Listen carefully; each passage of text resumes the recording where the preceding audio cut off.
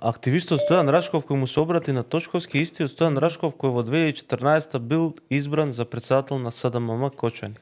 Сега вака да ти кажам, господине Љупчо Цветановски од телевизија Алфа и уредник на Курир. Стојан Рашков истиот човек кој што загуби братучетка.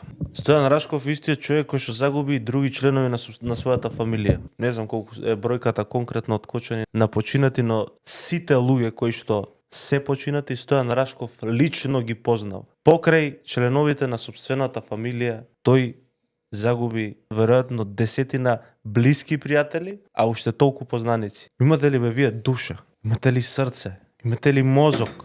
Затоа што Стојан Рашков побарал оставка од Панче Тошковски, треба да го блатите пред цела јавност. Треба да викате у полиција човекот. Ја не знам што се замислувате бе вие. Од што се исплашивте од мирни протести? Од илјадници луѓе по улиците, кои што знаат дека вие сте криви за се ова што ни се случува у државата? Љупчо Цветановски, страв ти е маслото да не запре.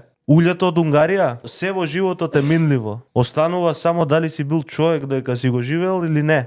Вие сте не луѓе. Вие сте не луѓе.